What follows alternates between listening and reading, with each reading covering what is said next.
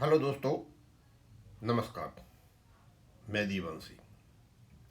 मैं आपको बताना चाहूँगा, कल मैंने जे शुक्ला साहब का इंग्लिश का लेख डाला और आज उन्होंने उसकी हिंदी करके भेज दी है। और दूसरा मैं ये बताना चाहूँगा आपको, जे शुक्ला साहब को शायद आप नहीं जानते होंगे। He has been a signatory in 1993, जो आपका सेटलमेंट और एग्रीमेंट हुआ था पेंशन के लिए।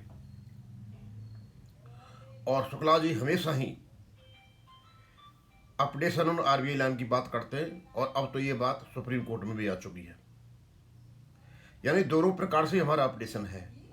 रेगुलेशन 56 में CCS रूल 1972 से है और आरबीआई लाइन, हालांकि रेगुलेशन उसका मेंशन नहीं है, लेकिन जब स्मॉल कमेटी की मीटिंग हुई थी, मीटिंग के बाद फिर की मीटिंग होती है, उसमें और कुछ पॉइंट इन्होंने एक्सेप्ट किए थे, उनमें ये था। शायद इसलिए कि उस समय अपडेशन नहीं था जिस समय स्वीकार किया था, लेकिन भविष्य में जाकर के ऐसा हो, और ऐसा हुआ। आरबीआई में भी अपडेशन हो गया। यानी हमारे दोनों हाथों में लड्डू हैं। हमारे रेगुलेशन में अपडेशन है और रेगुलेशन जिन चीज़ों से बना उनमें भी अपडेशन है, और आरबीआई के जिक्र है। तो उन्होंने जो कुछ कल लिखा बड़ा ही इफेक्टिव था। जब ये लिखते हैं बेहद स्पष्टवादिता और निर्भीकता से लिखते हैं। उनकी शैली मुझे बहुत पसंद है और ये रियली में एक लर्नेड आदमी है। इनके शब्दों का चयन और बात को कहने का तरीका,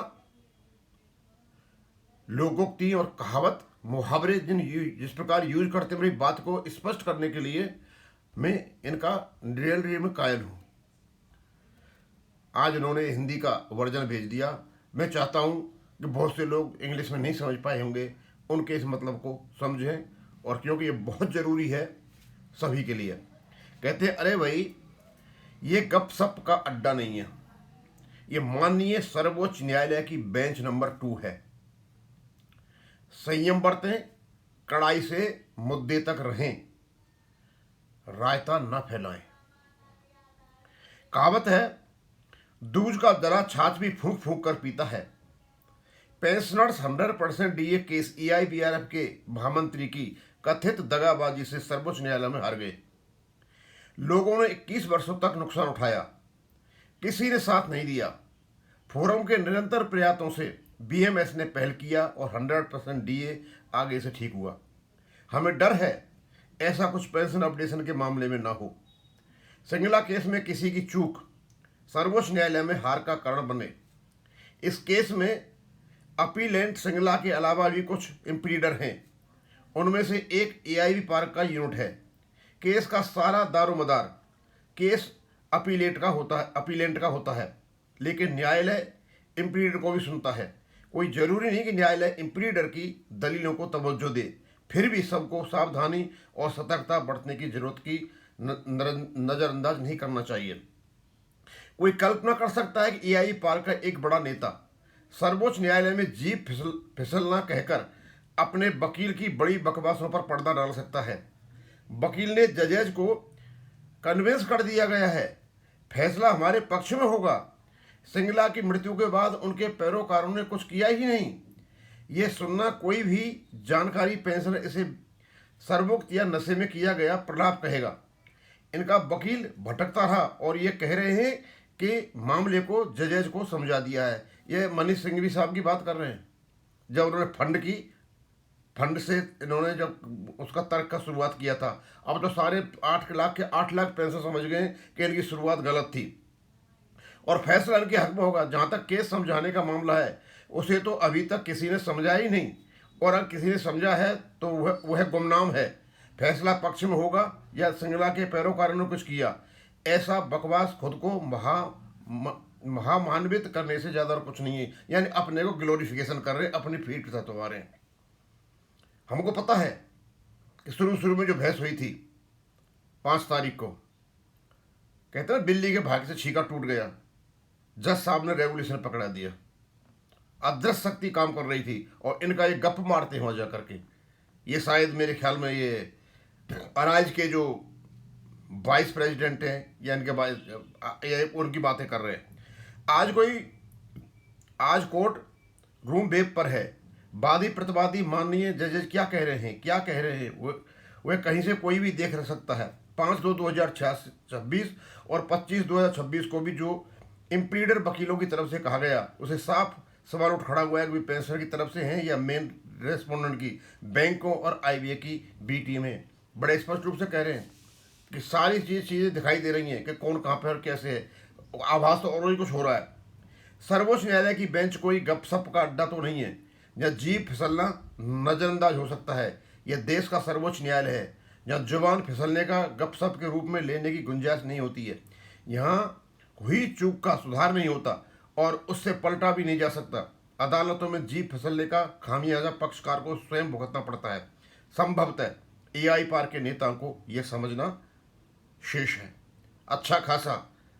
अच्छा खासा निर्भीकता के साथ, स्पष्टता के साथ इनको पाठ पढ़ा दिया।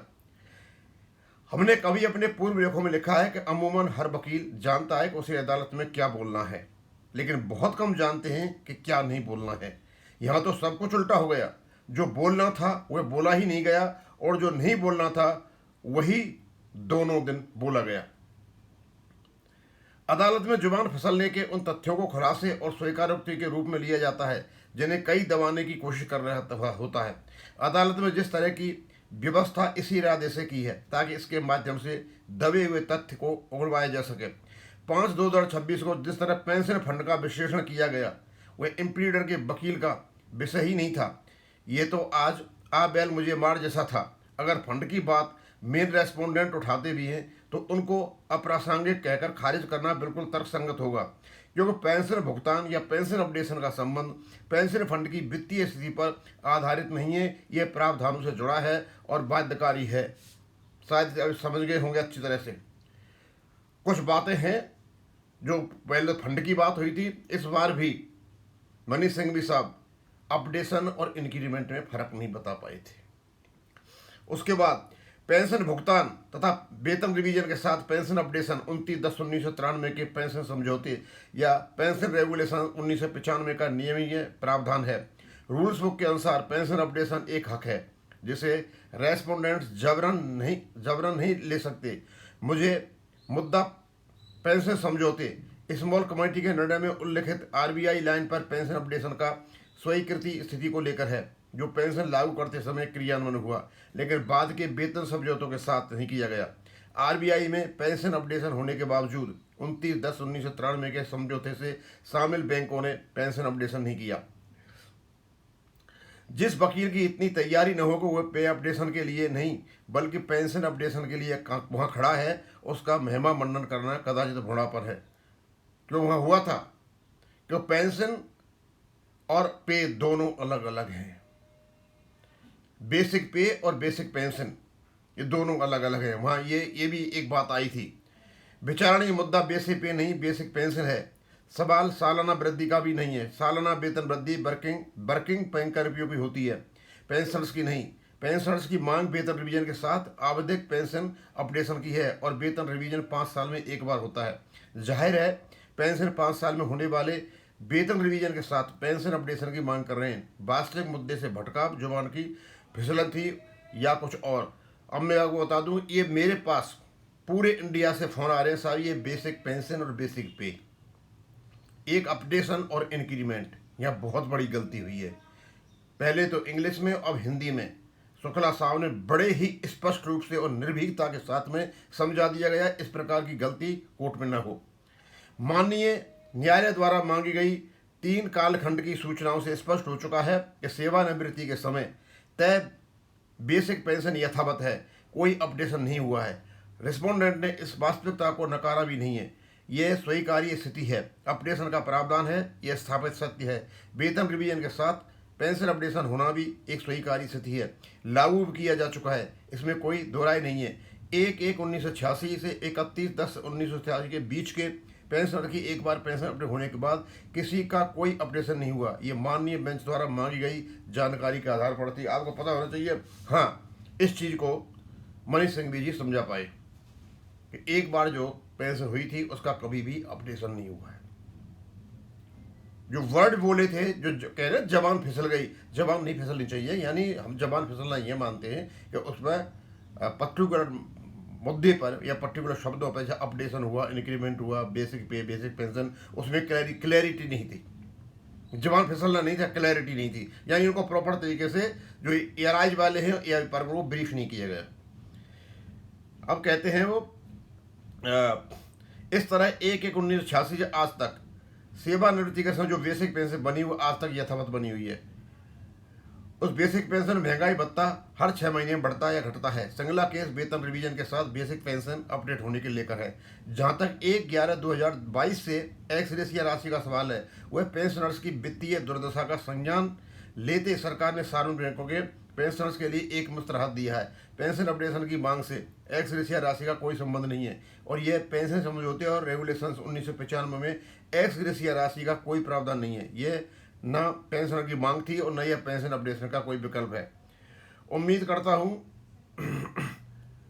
12/3/2026 की अगली सुनवाई को कोई और रायता नहीं फैलाएगा। मेन रेस्पोंडेंट फंड के नाम पर विधवा विलाप अवश्य करेंगे, जिसका अपडेशन के हक में कुछ लेने देना नहीं है। फंड बैंकों की अपनी समस्या है। फिलहाल सार्वजनिक बैंक 2 लाख करोड़ रुपए के करीब लाभार्जन कर रही है। ये भी आवधिक पेंशन अपडेशन कर बैंकों ने पिछले 35 वर्षों में हुए 7 वेतन समझौतों को पेंशनर्स का अरबों रुपया दबा दिया है। इस दौरान करीब 2.5 लाख पेंशनर की मौत हो गई है, जिन्हें अपडेशन का हक नहीं मिला, और 7,80,000 से ज़्यादा वर्तमान पेंशन अपडेशन न होने से आर्थिक विपन्नता में जी रहे हैं। ये एक मानव त्रासदी है। रिस्पोंडेंट सीधे तौर पर इसके लिए जिम्मेदार हैं। ये सब भारत सरकार के स्वामित्व की बैंकों में हो रहा है। यहाँ एक दूसरा शर्मनाक पक्ष है और ये इन्होंने किया अपना जी शुक्ला साहब ने। दोस्तों, जिस चीज़ की डिमांड आ रही थी बड़ी स्पष्ट रूप से, अब हिंदी वर्जन में आप समझ में आ गए होंगे कि सारे पॉइंट जो आप लोगों को चुभ रहे थे सारे उठा दिए गए हैं। हमने वीडियो बनाए और फंड का तो हमारे और भी वीडियो आएंगे, काफ़ी वीडियो आएंगे। फंड तो हर हालत में चैप्टर 3 को पढ़ लिया जाए, रेगुलेशन 5 से लेकर 13 तक, और अपने आप पता चल जाएगा फंड कहाँ से आएगा। और जब फंड की थ्योरी आएगी और 5 और 13 की जब बात आएगी, मेरे ख्याल मुझे नहीं लगता ये फंड की थ्योरी वहाँ पर उठाएंगे, क्योंकि फंड के बारे में बहुत साफ हो चुका है कि फंड का हमारे से कोई लेना देना नहीं है। हम इस लेख के लिए, हिंदी वाले के लिए शुक्ला साहब को धन्यवाद देना चाहेंगे। आपने बहुत सारी चीज़ें स्पष्ट कर दी है और हम चाहेंगे आप लगातार लिखते रहें।